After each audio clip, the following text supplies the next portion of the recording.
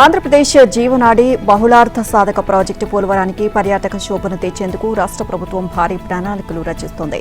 పోలవరం డ్యాంతో పాటు గోదావరి నదీ తీరాన్ని పర్యాటక కేంద్రంగా తీర్చిదిద్దే ప్రాజెక్టుపై ముఖ్యమంత్రి చంద్రబాబు దృష్టి పెట్టారు. ఇందులో భాగంగా ప్రాజెక్టు ప్రాంతంతో పాటు ప్రాజెక్టు దిగువన ఎగువన టూరిజం డెవలప్మెంట్కు మాస్టర్ ప్లాన్ సిద్ధం చేస్తున్నారు. ఈ అంశంపై సీఎం క్యాంప్ కార్యాలయంలో ఇరిగేషన్, టూరిజం శాఖ అధికారులతో పాటు ఏజెన్సీలతో ముఖ్యమంత్రి సమావేశమయ్యారు. గోదావరి నదీ తీరం వెంట టూరిజం ప్రాజెక్టులతో అభివృద్ది చేయాలని సీఎం సూచించారు. ప్రాజెక్టు వద్ద cable bridge design, spillway beautification తో సహా మాస్టర్ ప్లాన్పై చర్చించారు. టూరిజం ప్రాజెక్టుల అభివృద్దిలో అనుభవం ఉన్న నిపాన్ కోయి సంస్థ ప్రతినిధులు సీఎంకు ప్రెజెంటేషన్ ఇచ్చారు. పోలవరం ప్రాజెక్టు సమీపంలో నదికి ఇరువైపులా పర్యాటక ప్రాజెక్టులు ఏర్పాటుపై చర్చించారు. పోలవరం ప్రాజెక్టు ఎగువన భద్రాచలం సమీపం వరకు ఏపీ భూభాగంలో టూరిజం అభివృద్ధికి అనేక అవకాశాలు ఉన్నాయని సీఎం చంద్రబాబు అభిప్రాయపడ్డారు. సమృద్ధిగా నీటి వనరులు, పచ్చని కొండలు, అటవీ ప్రాంతాలతో మంచి పర్యాటక ప్రాంతంగా పోలవరం మారుతుందని సీఎం అన్నారు. Eco tourism, rock climbing, wellness centres, destination weddings వంటి వాటికి అనుకూలంగా మార్చాలని సీఎం సూచించారు. ఏపీ ప్రజలకు మరో ఊరట లభించనుంది. విద్యుత్ పంపిణీ సంస్థలు వరుసగా రెండోసారి ట్రూ డౌన్ అమలు దిశగా అంటే ఛార్జీల భారం తగ్గించే దిశగా అడుగులు వేస్తున్నాయి. యూనిట్ కు మరో 13 పైసల భారం తగ్గించనున్నాయి. 2025-26 ఆర్థిక సంవత్సరానికి సంబంధించి డిస్కంలు రాష్ట్ర విద్యుత్ నియంత్రణ మండలికి సమర్పించిన ఇంధన సర్దుబాటు ఖర్చుల్లో 940.07 కోట్లను మిగులుగా చూపాయి. ట్రూ డౌన్తో సహా అవి ఇచ్చిన వివరాలను ప్రజాభిప్రాయ సేకరణ తర్వాత ఏపీఈఆర్సీ ఆమోదించనుంది. ఆ తర్వాత 940 కోట్లను ట్రూ డౌన్ చేసి యూనిట్పై 13 పైసల వరకు భారాన్ని తగ్గించే అవకాశం ఉంది. ఇదే జరిగితే రాష్ట్ర చరిత్రలో వరుసగా రెండోసారి విద్యుత్ ఛార్జీలను ట్రూ డౌన్ చేసిన ఘనత కూటమి ప్రభుత్వానికి దక్కుతుంది. ఉమ్మడి ఆంధ్రప్రదేశ్లో గాని, విభజిత రాష్ట్రంలో గాని విద్యుత్ రంగ చరిత్రలో తొలిసారి ట్రూ డౌన్ చేసిన ఘనత కూటమికి దక్కింది. 3 డిస్కంలు సమర్పించిన ఇంధన సర్దుబాటు ఛార్జీల్లో సిపిడిసిఎల్ 21.91 కోట్లు అధికంగా ఖర్చయినట్లు చూపగా ఎస్పీడీసీఎల్ అత్యధికంగా 518.86 కోట్ల వ్యయం చూపింది. కానీ ఈపీడీసీఎల్ 1495.37 కోట్లు మిగులు చూపి రికార్డు సృష్టించింది. మిగతా 2 డిస్కంలు చూపిన నష్టాలను భర్తీ చేయడమే కాకుండా అదనంగా 940.07 కోట్లు మిగులుగా చూపింది. ఎస్పీడీసీఎల్ పరిధిలో నిర్వహణ లోపాల వల్ల ఎక్కువ ఖర్చు కాగా ఈపీడీసీఎల్ దీన్ని గణనీయంగా కట్టడి చేసి రికార్డు స్థాయిలో 1495.37 కోట్లు మిగులు చూపించింది. ప్రజల సమస్యలు, వాస్తవాలు తెలియాలంటే ఉన్నత స్థాయి అధికారులు క్షేత్రస్థాయికి వెళ్లాలని అధికారులకు సీఎం చంద్రబాబు సూచించారు. వినూత్న ఆలోచనలతో పరిపాలనను ప్రజలకు అందించాలని ముఖ్యమంత్రి స్పష్టం చేశారు. మంత్రులు, కార్యదర్శులు, విభాగాల అధిపతులతో మంగళవారం సచివాలయంలో సీఎం ప్రత్యేక సమావేశం నిర్వహించారు. ఒక మంచి అధికారి సమస్యను పరిష్కరిస్తే అద్భుతంగా పనిచేసే అధికారి అసలు సమస్యలేవి తలెత్తకుండా చూస్తారు అనే కోణంలో పనితీరు కనబర్చాలని సీఎం సూచించారు. ప్రభుత్వం 3 ఏడాదిలోకి అడుగు పెట్టినప్పటికీ విద్యుత్ ఛార్జీలు పెంచలేదని, 5 ఏళ్ల పాటు విద్యుత్ ఛార్జీలు పెంచేది లేదు అని చెప్పిన మాట నిలబెట్టుకున్నామని సీఎం చెప్పారు. ట్రూ డౌన్ను కూడా అమలు చేస్తున్నామని, పట్టిసీమ నీటితో గోదావరి నుంచి కృష్ణా డెల్టా ఆయకట్టుకు నీరు అందించగలుగుతున్నాము అని ముఖ్యమంత్రి తెలిపారు. రాష్ట్రంలో జల సంరక్షణ కార్యక్రమాలు చక్కగా జరుగుతున్నాయని, వచ్చే ఏడాది మార్చి నాటికి పోలవరం ప్రాజెక్టు మొదటి దశ పూర్తి చేసి జాతికి అంకితం చేస్తామని చంద్రబాబు తెలిపారు. ఆగస్టు 14న అనకాపల్లికి పోలవరం ఎడమ కాలువ ద్వారా గోదావరి జలాలను విడుదల చేస్తామని సీఎం చంద్రబాబు చెప్పారు. సెప్టెంబర్ 1న వెలుగొండ ప్రాజెక్టు మొదటి దశను కూడా జాతికి అంకితం చేస్తామని, రాష్ట్రంలోని 36 ప్రాజెక్టులను ప్రాధాన్య క్రమంలో పూర్తి చేస్తామని ప్రకటించారు. రాష్ట్ర అభివృద్ధిలో భాగస్వాములే సహకరిస్తున్న అధికారులు, ఉద్యోగులందరికీ అభినందనలు తెలిపిన సీఎం అదే సమయంలో కీలక స్థానాల్లో పనిచేస్తున్న కొందరు అధికారులు అభివృద్ధి నిరోధకులుగా ఉన్నారు అని, ఇది సరికాదు అని హెచ్చరించారు. బడులకు వెళ్లే పిల్లలు ఉన్న తల్లిదండ్రులు ఎదురు చూస్తున్న తల్లికి వందనం పథకం అమలుకు ప్రభుత్వం చర్యలను వేగవంతం చేసింది. ఈ నెల 24న మెగా పేరెంట్ టీచర్స్ సమావేశాలు జరగనున్నాయి. ఆలోగా నిధులు విడుదల చేసేందుకు కసరత్తు చేస్తుంది. పథకం నిధులకు సంబంధించిన పరిపాలన అనుమతులు ఉత్తర్వులు బుధవారం విడుదల కానున్నాయి. తొలి విడతలో 10,049 కోట్లకు అనుమతులు వచ్చే అవకాశం ఉంది. దీంతో సుమారు 66.9 లక్షల మంది విద్యార్థులకు లబ్ధి చేకూరనుంది. తల్లుల సంఖ్య 40 లక్షలకు పైగా ఉంటుందని అంచనా వేశారు. ఒక్కో విద్యార్థికి 13,000 చొప్పున తల్లుల ఖాతాలో జమ చేయనున్నారు. పాఠశాల నిర్వహణ ఖర్చుల కోసం విద్యార్థికి 2,000 చొప్పున ఆయా పాఠశాలలకు కేటాయిస్తారు. కాగా అడ్మిషన్లకు ఇంకా సమయం ఉన్నందున కొత్తగా చేరేవారికి 2వ విడతలో నిధులు విడుదల చేయనున్నారు. మరోవైపు ఈ నెల 24న రంపచోడవరంలో మెగా పీటీఎం నిర్వహించాలని నిర్ణయించారు. ఈ కార్యక్రమంలో ముఖ్యమంత్రి చంద్రబాబు, విద్యాశాఖ మంత్రి లోకేష్ పాల్గొంటారు. గత ప్రభుత్వ పాలనలో కొన్ని శాఖల్లో పనితీరు మెరుగ్గా లేకపోవడంతో ప్రజల నుంచి పెద్ద ఎత్తున అర్జీలు వచ్చాయని ఏపీ ముఖ్యమంత్రి చంద్రబాబు తెలియజేశారు. ప్రజా ఫిర్యాదుల పరిష్కార వేదిక ద్వారా అర్జీలను వేగంగా పరిష్కరించి ప్రజలకు సాంత్వన కలిగించాలని సీఎం చెప్పారు. 100% సమస్యలు పూర్తిగా పరిష్కరించడమే లక్ష్యంగా పనిచేయాలని, సెట్టిపల్లి, వట్టిచెరుకూరు, కంగుంది, గుంటిపల్లి లాంటి ప్రాంతాల్లో భూ సమస్యలు పరిష్కరించామని, రిజర్వే ప్రక్రియ ద్వారా రాజముద్రతో కూడిన పట్టాదారు పాస్ పుస్తకాలను ప్రతి నెల 9న పంపిణీ చేస్తున్నామని అన్నారు. ఇంకా 72 లక్షల పాస్ పుస్తకాలను పంపిణీ చేయాల్సి ఉందని చంద్రబాబు తెలియజేశారు. అర్జీల పరిష్కారం కోసం నిబంధనల్లో మార్పులు తీసుకురావడం లేదంటే చట్టాలను సవరించే అంశంపై విశ్లేషణ చేయాలని సీఎం చెప్పారు. మెరుగ్గా పనిచేసే 15% వృద్ధి రేటు సాధించే అవకాశం ఉంది అని, పాలన సులభతరం చేసేందుకు రెవెన్యూ వసూళ్లు పెంచుకునేలా కొన్ని ఏఐ టూల్స్ రూపొందించామని చంద్రబాబు తెలియజేశారు. ఈ ఏడాది వివిధ శాఖల్లో 24% మేర రెవెన్యూ వసూళ్లు పెరిగాయని, జీఎస్టీపీ వృద్ధి రేటు 2017తో పోలిస్తే గత ఏడాదిలో 20% మేర పెరిగింది అని ఆయన చెప్పారు. 2019-24 మధ్య అన్ని వ్యవస్థలు చిన్న భిన్నమైపోయాయని, ఇప్పుడు సంక్షేమం, అభివృద్ధి, సుపరిపాలన కోసం 2 ఏళ్లుగా సమిష్టిగా పనిచేస్తున్నామని చంద్రబాబు తెలియజేశారు. ప్రభుత్వ ఆలోచనల్ని అధికార యంత్రాంగం సమర్థంగా అమలు చేసింది అన్నారు. ఆశించిన మార్పులు కొంతవరకు సాధించామని, మరిన్ని రంగాలు మరింతగా మెరుగుపడాలని సీఎం చెప్పారు. వికసిత భారత లక్ష్యాలకు అనుగుణంగా స్వర్ణాంధ్ర 2047 విజన్ రూపకల్పన చేశామని సీఎం తెలిపారు. మనమిత్ర వాట్సాప్ ద్వారా పౌరులకు అందిస్తున్న బాగున్నాయని, అయితే మరింత మందికి ఈ సేవలు చేరువ కావాలని సీఎం చంద్రబాబు సూచించారు. ఆర్టీజీఎస్లో నెలవారీ సేవలను ఆయన ఆవిష్కరించారు. ఈ మాధ్యమం ద్వారా 32 శాఖలకు సంబంధించిన 1100కు పైగా పౌర సేవలను ఆర్టీజీఎస్ అందిస్తోంది. నెల రోజుల్లో 60 లక్షల మందికి మనమిత్ర వాట్సాప్ గవర్నెన్స్ ద్వారా సేవలు అందించారు. శాంతి భద్రతల పరిరక్షణలో భాగంగా ప్రధాన కూడళ్లలో సీసీ కెమెరాల ద్వారా నిరంతర నిఘా కొనసాగించడంలో ఆర్టీజీఎస్ కీలక పాత్ర పోషిస్తుంది. రోడ్ల ప్రమాదాల సమాచారాన్ని పోలీసులకు చేరవేస్తోంది. వాహనాలతో ఢీకొట్టి పారిపోయిన వారి సమాచారాన్ని అందిస్తోంది. డ్రోన్ల ద్వారా నేరాలను అరికట్టడంలోనూ ప్రధాన పాత్ర పోషిస్తోంది. తీర ప్రాంతంలోనూ ఆర్టీజీఎస్ ద్వారా గస్తీ కొనసాగుతుంది. వాతావరణ మార్పుల సమయంలో విస్తరించే వ్యాధుల సమాచారాన్ని వైద్య ఆరోగ్య శాఖకు వివరిస్తోంది. విద్యార్థులకు పరీక్షా ఫలితాలు, కుల ధృవీకరణ పత్రాలు, మార్కుల జాబితాలు మన మిత్ర ద్వారా అందిస్తున్నాయి. ఏఐ ద్వారా ప్రజల వినతులను పరిష్కరిస్తోంది. వైసీపీ చేసిన మరో ప్రయోగం వికటించింది. కూటమి ప్రభుత్వాన్ని అస్థిరపరిచేందుకు నిరంతర ప్రయత్నాలు చేస్తున్న ఆ పార్టీ నేతలు తాజాగా జూనియర్ ఎన్టీఆర్ పేరు వాడుకున్నారు. తిరుపతిలో రా ఎన్టీఆర్ పేరుతో మీడియా సమావేశాన్ని ఏర్పాటు చేశారు. జూనియర్ రాజకీయ అరంగేట్రం ముహూర్తం ఖరారుకు ఇదే వేదిక కానుంది అని ఊదరగొట్టారు. అయితే ఈ ప్రయోగం ఆదిలోనే బెడిసి కొట్టింది. రా ఎన్టీఆర్తో సంబంధం లేదని జూనియర్ ఎన్టీఆర్ కుండబద్దలు కొట్టారు. జూనియర్ ఎన్టీఆర్ రాజకీయ రంగ ప్రవేశానికి రంగం సిద్ధమైందని గత కొంతకాలంగా వైసీపీ నేతలు ప్రచారం చేస్తూ వస్తున్నారు. తమ ప్రచారానికి మరింత బలం చేకూర్చేలా ఈ నెల 18న తిరుపతిలో రా ఎన్టీఆర్ పేరుతో ఏర్పాటు చేస్తున్న మీడియా సమావేశాన్ని వాడుకునేందుకు సిద్ధమయ్యారు. ఊరు వాడా పేరుతో చేపట్టనున్న సేవా కార్యక్రమాలను వివరించేందుకు జూనియర్ అభిమానులు అంటూ కొందరు తలపెట్టిన ఈ మీడియా సమావేశం వెనుక కర్త, కర్మ, క్రియ అంతా వైసీపీ నాయకులే కావడం గమనార్హం. జూనియర్ రాజకీయ రంగ ప్రవేశానికి సన్నాహకంగా రా ఎన్టీఆర్ కార్యక్రమాన్ని ఆయన అభిమానులు ఏర్పాటు చేశారని వారు ఊదరగొడుతూ వచ్చారు.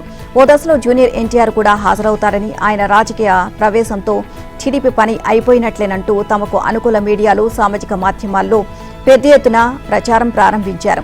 ఇక రా ఎన్టీఆర్ కార్యక్రమానికి విజయవంతం చేసేందుకు స్థానిక వైసీపీ నేతలు పూర్తి స్థాయిలో రంగంలోకి దిగి ఏర్పాట్లు చేశారు. మొత్తం ఖర్చంతా వారిదే. ఇక ఇదిలా ఉంటే రా ఎన్టీఆర్ పేరుతో నిర్వహించే కార్యక్రమానికి గానీ, ఆ పేరుతో ఉండే సంస్థకు గానీ జూనియర్ ఎన్టీఆర్కు ఎలాంటి సంబంధం లేదని ఆయన కార్యాలయం ఓ ప్రకటనలో స్పష్టం చేసింది.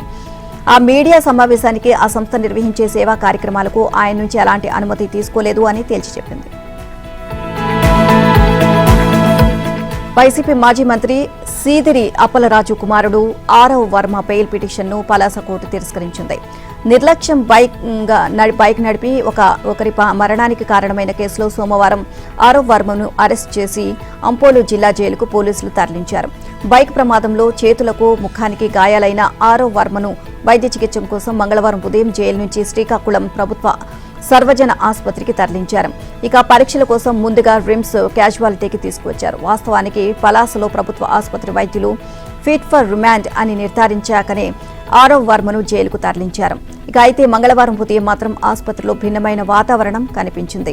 సీదిరి అప్పలరాజుకు మాజీ మంత్రిగా ఆ జిల్లాలోని వైద్యులతో ఉన్న పరిచయాల ప్రభావం ఆరవ్ వర్మకు ఇచ్చిన ట్రీట్మెంట్లో కనిపించిందని చెప్తున్నారు. ఆరవ్ వర్మను ఆసుపత్రిలో 2వ అంతస్తులోని వీఐపీ గదికి తీసుకువెళ్లారు. అక్కడే కొన్ని గంటల పాటు ఉంచారు. బయట నుంచి వచ్చిన ఓ వ్యక్తి ఆరవ్ వర్మకు శీతల పానీయాలు తదితరాలు అందించడం కనిపించింది. పోలీసులు వారించినా ఆ చుట్టుపక్కలే అతడు తిరుగుతూ గడిపారు. వీఐపీ గదిలోకి ఆరవ్ వర్మను తీసుకొచ్చిన కొద్దిసేపటికే ఆసుపత్రి సూపరింటెండెంట్ తన అధికారిక ఫోన్ను ఛాంబర్లోనే విడిచిపెట్టి బయటకు వెళ్లిపోయారు. ఇక అలాగే వైద్యులు తరచూ వీఐపీ గదికి వచ్చి వెళ్లడం కనిపించింది. సాధారణ వ్యక్తికైతే ఇంతటి మర్యాద చేస్తారా అంటూ అక్కడ ఉన్న రోగులు చర్చించుకోవడం కనిపించింది. సాయంత్రం ఆరవ్ వర్మను ఐసీయూకి తరలించారు. ఆరవ్ వర్మ తనకు తలనొప్పి, కడుపులో నొప్పి వంటి ఇబ్బందులు ఉన్నాయని చెప్పడంతో వైద్యులు అబ్డామన్ స్కాన్, హెచ్ఆర్సీటీ స్కాన్, ఇతర వైద్య పరీక్షలు నిర్వహించారు. మంగళవారం రాత్రి ఐసీయూలను ఉంచుతామని వైద్యులు వెల్లడించారు. కాగా తామేమి వీఐపీ గదికి ఆరవ్ వర్మను తరలించలేదు అని, ఆరోగ్య పరిస్థితి మెరుగ్గా ఉంటే బుధవారం డిశ్చార్జ్ చేస్తాము అని ఆసుపత్రి సూపరింటెండెంట్ తెలియజేశారు. సముద్రంలో గల్లంతైన మత్స్యకారుల కుటుంబాలకు 10 లక్షల చొప్పున ప్రభుత్వం సహాయం చేస్తే జగన్ రెడ్డి ఆ సాయాన్ని ముష్టితో పోల్చడం దుర్మార్గము అని మంత్రి అచ్చెన్నాయుడు మండిపడ్డారు. వైసీపీ 5 ఏళ్ల పాలనలో 277 మంది మత్స్యకారులు చనిపోతే ఒక్క కుటుంబాన్ని పరామర్శించిన జగన్ ప్రమాదవశాత్తు గల్లంతైన మత్స్యకారులకు కుటుంబాలకు బాధ్యత గల ప్రభుత్వంగా ఆదుకుంటే ముష్టి అని మాట్లాడడం సిగ్గుచేటని ఆగ్రహాన్ని వ్యక్తం చేశారు.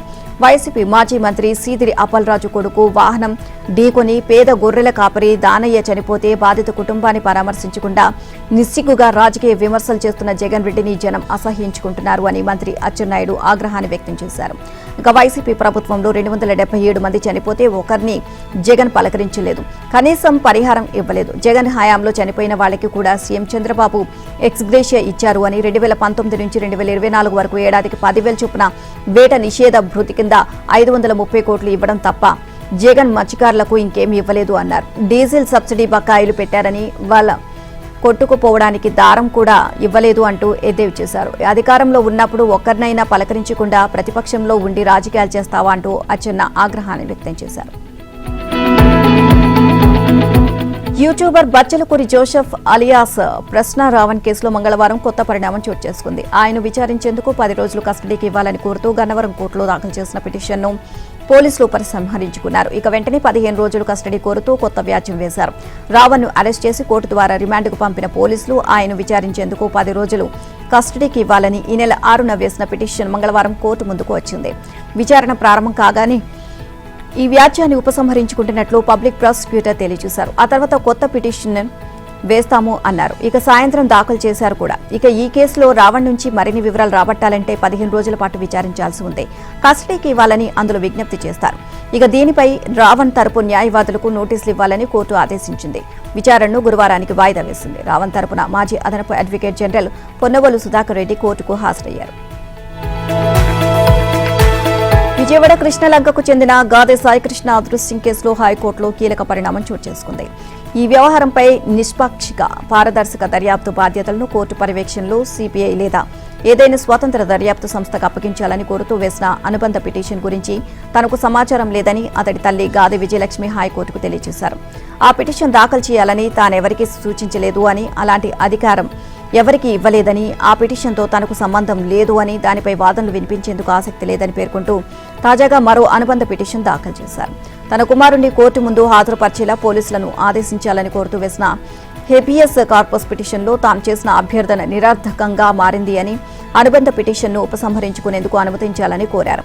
తన కుమారుడు సాయికృష్ణను కోర్టు ముందు హాజరుపరిచేలా ఆదేశాలివ్వాలి అని కోరుతూ విజయలక్ష్మి హైకోర్టులో గతంలోనే హేబియస్ కార్పస్ పిటిషన్ దాఖలు చేశారు. అలాగే సాయికృష్ణ అదృశ్యం వ్యవహారంపై కోర్టు పర్యవేక్షణలో సిబిఐ లేదా ఏదైనా స్వతంత్ర దర్యాప్తు సంస్థకు దర్యాప్తు బాధ్యతలు ఇవ్వాలని కోరుతూ అనుబంధ పిటిషన్ కూడా ఆమె తరపున ఇప్పటికే దాఖలైంది. కాపు ఉద్యమ నాయకుడు వైసీపీ నేత ముద్రగడ పద్మనాభం కన్నుమూశారు. కిడ్నీ క్యాన్సర్ వ్యాధులతో బాధపడుతూ కొన్ని రోజులుగా హైదరాబాద్ ఆసుపత్రిలో చికిత్స పొందుతున్న ఆయన ఆరోగ్యం మరింత విషమించి మంగళవారం సాయంత్రం 6 గంటలకు తుది శ్వాస విడిచారు. గత ఏడాది జూలైలో తీవ్ర కిడ్నీ సమస్యతో కాకినాడలోని ఓ ప్రైవేట్ ఆసుపత్రిలో చేరి చికిత్స తీసుకున్నారు. మరింత మెరుగైన వైద్యం కోసం ఆయన హైదరాబాద్ తీసుకువెళ్లారు. ఆరోగ్యం మెరుగుపడడంతో స్వస్థలమైన కాకినాడ జిల్లా కిర్లంపూడికి తీసుకొచ్చారు. కొంతకాలానికే ఆరోగ్యం మళ్లీ క్షీణించడంతో గత నెల 16న హైదరాబాద్ తరలించారు. అక్కడికి సింధు ఆసుపత్రిలో చేరారు. పరిస్థితి విషమించి మరణించారు. ఆయన మృతదేహాన్ని రాత్రి ప్రత్యేక అంబులెన్స్ లో కిర్లంపూడికి తరలించారు. బుధవారం అంత్యక్రియలు నిర్వహించనున్నారు. ఉమ్మడి తూర్పుగోదావరి జిల్లా కిర్లంపూడిలో 1953 జనవరి 22న ముద్రగడ జన్మించారు. ఈయన తండ్రి వీర రాఘవరావు 1962, 67లో పరతిపాడు, ఎమ్మెల్యేగా పనిచేశారు. 1977లో ఆయన హఠాన్ మరణంతో ముద్రగడ రాజకీయాల్లోకి వచ్చారు. జనతా పార్టీలో చేరి ప్రతిపాడు నుంచి 1978లో తొలిసారి ఎమ్మెల్యేగా గెలిచారు. 1982లో తెలుగుదేశం పార్టీలో చేరి అక్కడే 1983, 85లో ఆ పార్టీ తరపున గెలిచారు. ఎన్టీఆర్ క్యాబినెట్లో ఎక్సైజ్, రవాణా శాఖల మంత్రిగా పనిచేశారు. అయితే మంత్రి పదవికి రాజీనామా చేసి ప్రజారక్షణ సమితి పార్టీ స్థాపించారు. తదనంతరం కేఈ కృష్ణమూర్తి, కె జానారెడ్డి తదితరులతో కలిసి తెలుగునాడు పార్టీని స్థాపించారు. క్రియాశీల రాజకీయాలకు దూరంగా ఉండిపోయిన ముద్రగడ 2024 అసెంబ్లీ ఎన్నికలకు కొన్ని నెలల ముందు వైసీపీలో చేరారు. పిఠాపురంలో వైసీపీ తరపున ఎన్నికల ప్రచారంలో పాల్గొన్నారు. ఏపీ అసెంబ్లీ సెక్రటరీ జనరల్ గా ప్రసన్న కుమార్ నియామకాన్ని సవాల్ చేస్తూ దాఖలైన పిటిషన్పై హైకోర్టు విచారణ జరిపింది. ఈ వ్యవహారంపై పూర్తి వివరాలతో కౌంటర్ దాఖలు చేయాలని వ్యాజ్యంలో ప్రతివాదులుగా ఉన్న గవర్నర్ కార్యదర్శి ప్రసన్న కుమార్ తదితరులకు నోటీసులు జారీ చేసింది. తదుపరి విచారణను 2 వారాలకు వాయిదా వేశారు. ఇక ఈ మేరకు హైకోర్టు న్యాయమూర్తి జస్టిస్ ఎన్ విజయ్ మంగళవారం ఉత్తర్వులు ఇచ్చారు. ఆంధ్రప్రదేశ్ అసెంబ్లీ సెక్రటరీ జనరల్ గా సూర్యదేవర ప్రసన్న కుమార్ నియామకాన్ని చట్టవిరుద్ధమైనదిగా ప్రకటించాలని కోరుతూ న్యాయవాది కనకలింగేశ్వర హైకోర్టులో పిటిషన్ దాఖలు చేశారు. ఆయన నియామకం రాజ్యాంగ నిబంధనలు, ఏపీ లెజిస్లేచర్ సర్వీస్ రూల్స్ 1983 నిబంధనలు విరుద్ధంగా ఉందని పిటిషన్లో పేర్కొన్నారు. ఏ అధికారంతో ఆ పదవిలో కొనసాగుతున్నారో వివరణ కోరుతూ ఉత్తర్వులు జారీ చేయాలని అభ్యర్థించారు. ఈ వ్యాజ్యం మంగళవారం విచారణకు రాగా పిటిషనర్ తరపున న్యాయవాది బి శశిభూషణ్ రావు వాదనలు వినిపించారు. రాష్ట్ర ప్రభుత్వం జీవోలు, అధికారిక ఉత్తర ప్రత్యుత్తరాలలో తెలుగు భాష అమలుకు సంబంధించి స్టేటస్ రిపోర్ట్ దాఖలు చేయాలని రాష్ట్ర ప్రభుత్వానికి హైకోర్టు ధర్మాసనం ఆదేశించింది. ఇక అప్పీలుపై తదుపరి విచారణను వాయిదా వేసింది. ఈ మేరకు హైకోర్టు ప్రధాన న్యాయమూర్తి జస్టిస్ లెసాగిల్, జస్టిస్ చల్లా గుణరంజన్తో కూడిన ధర్మాసనం మంగళవారం ఉత్తర్వులు ఇచ్చింది. అధికార భాషా చట్టం 1966కి అనుగుణంగా రాష్ట్ర ప్రభుత్వ జీవోలు, అధికారిక ఉత్తర ప్రత్యుత్తరాలు తెలుగులో అమలు చేసేలా ఆదేశాలు ఇవ్వాలని కోరుతూ పశ్చిమ గోదావరి జిల్లా ఏలూరుకు చెందిన డాక్టర్ గుంటుపల్లి శ్రీనివాస్ 2021లో హైకోర్టులో ప్రజా ప్రయోజన వ్యాజ్యం దాఖలు చేశారు. ఈ పిల్ మంగళవారం విచారణకు రాగా ప్రభుత్వ ప్రత్యేక న్యాయవాది ప్రణతి వాదనలు వినిపిస్తూ ప్రభుత్వ జీవోలు, ఉత్తర ప్రత్యుత్తరాలలో తెలుగును అమలు చేసే ప్రక్రియ సాగుతుంది అన్నారు. ఇక ఆంగ్లం నుండి తెలుగులోకి తర్జుమా చేసే క్రమంలో ఏవైనా తప్పులు దొర్లాయా అనే విషయాన్ని చూసేందుకు పరిశీలకులను నియమించుకోవాలని సూచించింది. తెలుగు భాష అమలుకు సంబంధించి స్టేటస్ రిపోర్ట్ దాఖలు చేయాలని ప్రభుత్వాన్ని ఆదేశిస్తూ విచారణను వాయిదా వేసింది. రాజకీయాలను కేవలం ఎన్నికల సమయానికే పరిమితం చేయాలని రాష్ట్ర ముఖ్యమంత్రి రేవంత్ రెడ్డి చెప్పారు. అభివృద్ధి విషయంలో రాజకీయాలకు తావివ్వకూడదు అన్నారు. తెలంగాణ రాష్ట్ర ప్రయోజనాలు, ప్రజల సమస్యల పరిష్కారమే లక్ష్యంగా కేంద్ర ప్రభుత్వంతో సఖ్యతగా ముందుకు సాగుతున్నట్లు వెల్లడించారు. మంగళవారం ఆయన ఢిల్లీలో కేంద్ర మంత్రులు రామ్మోహన్ నాయుడు, నితిన్ గడ్కరీలతో భేటీ అయ్యారు. అనంతరం కేంద్ర మంత్రి రామ్మోహన్ నాయుడుతో కలిసి రేవంత్ రెడ్డి మీడియాతో మాట్లాడారు. ఇక కేంద్ర, రాష్ట్ర ప్రభుత్వాల మధ్య సత్సంబంధాలు ఉంటేనే సమస్యలు పరిష్కారం అవుతాయని తాము సంపూర్ణంగా విశ్వసిస్తున్నామని అన్నారు. రాజకీయాలు అనేవి ఎన్నికలు వచ్చినప్పుడు ఉంటాయని, ఎవరి ప్రయత్నం వాళ్లు చేసుకుంటారని, కానీ ప్రస్తుతం అభివృద్ధి లక్ష్యంగా కేంద్ర, రాష్ట్ర ప్రభుత్వాలు పరస్పర సహకారంతో ముందుకు వెళ్తున్నాయని సీఎం చెప్పారు. ఎక్కడైనా ఆలస్యం జరిగినా, సమాచారం లోపం ఉన్నా అది చర్చల ద్వారానే పరిష్కారం అవుతుంది అని, అందుకే పదే పదే కేంద్ర ప్రభుత్వాన్ని సంప్రదిస్తున్నామని రేవంత్ రెడ్డి చెప్పారు. తెలంగాణలో విమానాశ్రయాలు, రీజనల్ రింగ్ రోడ్ నిర్మాణాలకు సంబంధించి సీఎం రేవంత్ రెడ్డి కేంద్ర మంత్రులను కలిశారు. మామునూరు, వరంగల్, ఆదిలాబాద్ విమానాశ్రయాలను అంతర్జాతీయ స్థాయి ప్రమాణాలతో నిర్మించాలని, ఆర్ఆర్ఆర్ నిర్మాణానికి అనుమతులు మంజూరు చేయాలని కోరారు. ఇక వ్యూహాత్మకంగా, వాణిజ్యపరంగా వరంగల్, ఆదిలాబాద్ విమానాశ్రయాలకు ఉన్న మెరుగైన పరిస్థితులను వివరించారు. రైలు, రోడ్డు మార్గాలతో అనుసంధానమై ఉండడంతో పాటు Kakatiya mega textile park, Kazipet coach factory, ఇతర పరిశ్రమలతో వరంగల్ కీలక నగరంగా ఉంది అని తెలిపారు. ఇక తెలంగాణలోని వరంగల్ ఎయిర్పోర్ట్ నిర్మాణాన్ని 2 ఏళ్లలో పూర్తి చేస్తామని కేంద్ర మంత్రి రామ్మోహన్ నాయుడు ప్రకటించారు. 2028లో రాష్ట్ర ఆవిర్భావ దినోత్సవమైన జూన్ 2 నాటికి విమానాశ్రయాన్ని అందుబాటులోకి తీసుకొస్తామని అన్నారు. ముఖ్యమంత్రి రేవంత్ రెడ్డి పట్టుదలతో రికార్డు స్థాయిలో భూసేకరణ పూర్తి చేశారని తెలిపారు. దేశంలోని అత్యుత్తమ టెర్మినల్లో ఒకటిగా దీన్ని తీర్చిదిద్దుతామని అన్నారు. గత ప్రభుత్వాల హయాంలో ఏళ్ల తరబడి జటిలంగా మారిన భూసేకరణ సమస్యను సీఎం రేవంత్ రెడ్డి ప్రత్యేక శ్రద్ధతో పరిష్కరించారు అని ప్రశంసించారు. తెలంగాణ ప్రభుత్వం ప్రతిష్టాత్మకంగా చేపట్టిన భారత్ ఫ్యూచర్ సిటీలో అమెజాన్ డేటా సెంటర్ నిర్మాణానికి ఇవాళ సీఎం రేవంత్ రెడ్డి భూమి పూజ చేయనున్నారు. మీర్ ఖాన్పేట రెవెన్యూ పరిధిలోని బేకరీ కంచులో ఇవాళ మధ్యాహ్నం ఈ ప్రాజెక్టు శంకుస్థాపన జరగనుంది. ఇది రాష్ట్ర చరిత్రలోని అతిపెద్ద టెక్నాలజీ పెట్టుబడుల్లో ఒకటిగా ఐటీ శాఖ తెలియజేసింది. ఏఐ ప్రాధాన్యం రోజురోజుకు పెరుగుతున్న నేపథ్యంలో దేశంలో అత్యధిక డేటా సెంటర్ల ఏర్పాటుకు తెలంగాణ తొలి ప్రాధాన్యంగా నిలుస్తోంది అని పేర్కొంది. 2025 జనవరిలో సీఎం రేవంత్ రెడ్డి దావోస్ పర్యటనలో ఈ ప్రాజెక్టుకు బీజం పడింది. ఈ సమయంలో అమెజాన్ ప్రతినిధులతో జరిగిన చర్చలో రాష్ట్రంలో డేటా సెంటర్ల విస్తరణకు 60,000 కోట్ల పెట్టుబడులు పెట్టేందుకు సూచనప్రాయంగా ఒప్పుకోగా 2025 డిసెంబర్లో జరిగిన తెలంగాణ రైజింగ్ గ్లోబల్ సమ్మిట్లో ప్రభుత్వంతో అవగాహన ఒప్పందం కుదిరింది. ఇక ఈ ప్రాజెక్టు కోసం ప్రభుత్వం ఫ్యూచర్ సిటీలో 222 ఎకరాలు, చందన్పల్లిలో మరో 98 ఎకరాలు సిద్ధం చేస్తుంది. అదనంగా 125 కోట్ల విలువైన ప్రోత్సాహకాలు, రాయితీలను ప్రకటించింది. ఈ డేటా సెంటర్ ఏర్పాటుతో భారత్లో అతిపెద్ద హైపర్ స్కేల్ డేటా సెంటర్ల హబ్గా హైదరాబాద్ నిలవనున్నట్లు అధికారులు తెలియజేశారు.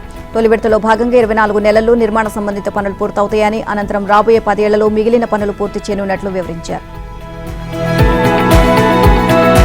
హైదరాబాద్ మియాపూర్లో దారుణం బయటపడింది. అప్పు పేరుతో దంపతులను 4 ఏళ్లు బంధించి వెట్టిచాకరీ చేయిస్తున్న ఘటన వెలుగు చూసింది. మియాపూర్ పోలీస్ స్టేషన్ పరిధిలో దంపతులను నిర్బంధించి 4 ఏళ్ల పాటు వెట్టిచాకరీ చేయించడం స్థానికంగా కలకలం రేపింది.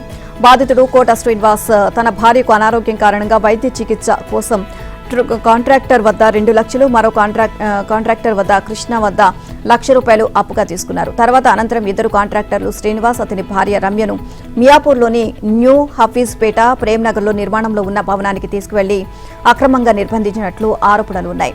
అప్పు తీర్చే వరకు పనిచేయాలని బలవంతం పెట్టి గత 4 ఏళ్లుగా వారితో వెట్టిచాకరీ చేయించినట్లు ఫిర్యాదులో బాధితుడు ఫిర్యాదు చేయడంతో పోలీసులు కేసు నమోదు చేసి దర్యాప్తు కొనసాగిస్తున్నారు. ఉమ్మడి కర్నూలు జిల్లాలో ఆశించిన స్థాయిలో వర్షాలు కురవకపోవడంతో కరువు ఛాయలు అలుముకుంటున్నాయి.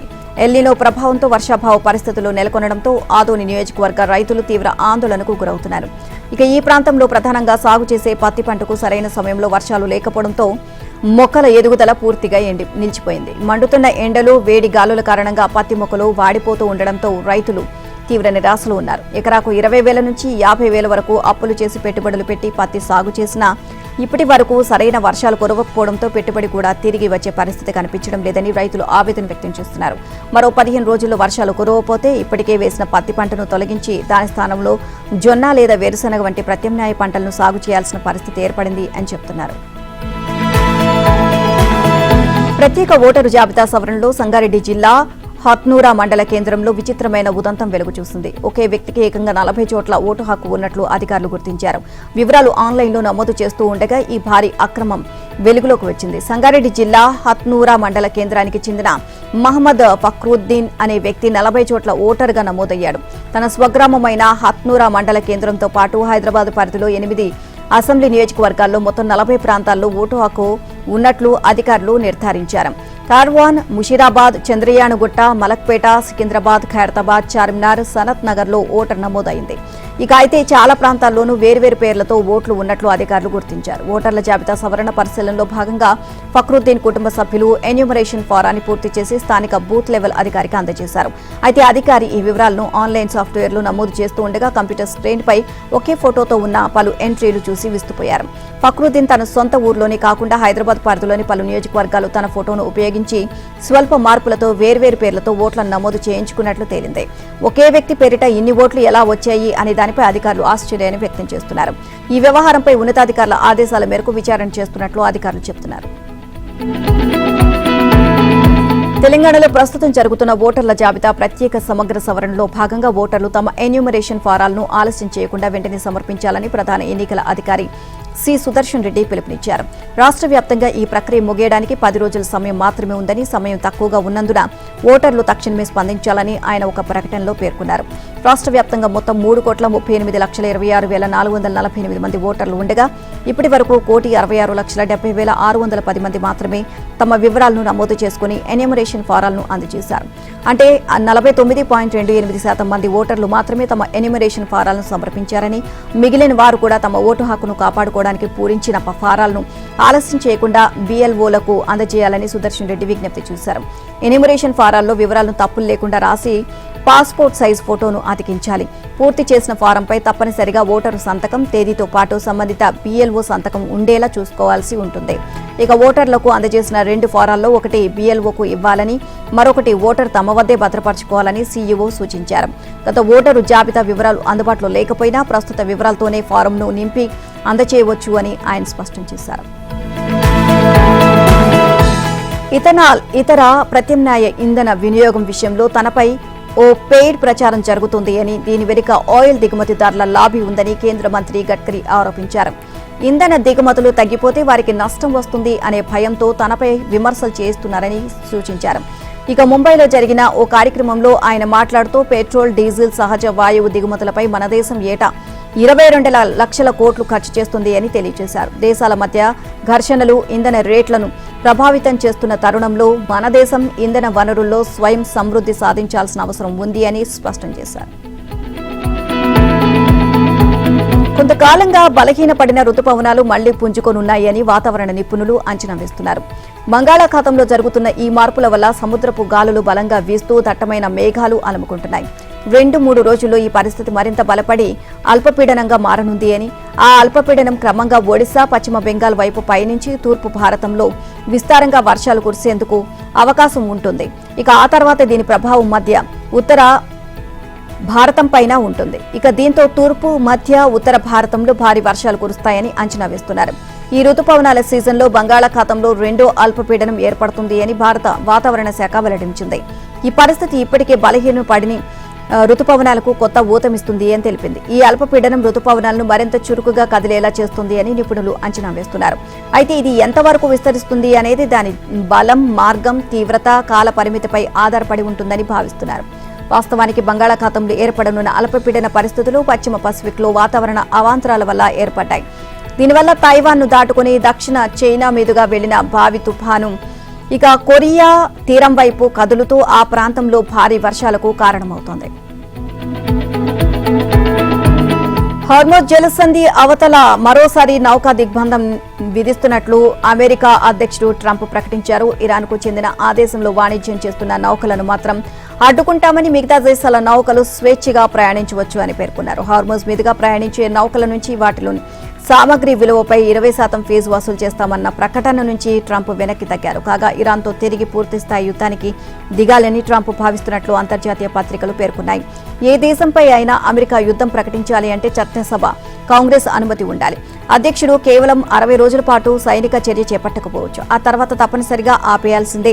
ఈ క్రమంలో ఇరాన్పై గతంలో చేపట్టిన యుద్ధం మధ్యంతర ఒప్పందాలు, దౌత్య ప్రయత్నాలతో ముగిసింది అని, ఇప్పుడు మరో సైనిక చర్య చేపడుతున్నానని కాంగ్రెస్ కు ట్రంప్ సమాచారం ఇచ్చినట్లు సమాచారం. బర్మింగ్హామ్లో టీమిండియా తొలి విజయాన్ని నమోదు చేసింది. ఇంగ్లాండ్తో జరిగిన మొదటి వన్డేలో 6 వికెట్ల తేడాతో గెలుపొందింది. 259 పరుగుల లక్ష్య ఛేదనలో బౌండరీతో పరుగులు ఖాతా తెరిచిన కెప్టెన్ గిల్ అవకాశం చిక్కినప్పుడల్లా బౌండరీలు దాదాడు. 51 బంతుల్లో అర్ధశతకం పూర్తి చేసుకున్నాడు. రోహిత్, కోహ్లీ తక్కువ పరుగులకే వెనుదిరిగినప్పటికీ శ్రేయాస్ అయ్యర్తో కలిసి గిల్ 101 పరుగుల భాగస్వామ్యం నెలకొల్పాడు. అనంతరం స్వల్ప వ్యవధిలోనే శ్రేయాస్, కేఎల్ రాహుల్ అవుట్ అయ్యారు. అక్షర్ పటేల్, వాషింగ్టన్ సుందర్ కలిసి ఒక్కో రన్ను జత చేస్తూ 102 పరుగుల పార్ట్నర్షిప్తో జట్టును విజయ తీరాలకు చేర్చారు. దీంతో 3 వన్డేల సిరీస్లో భారత్ 1-0తో ఆధిక్యంలో నిలిచింది.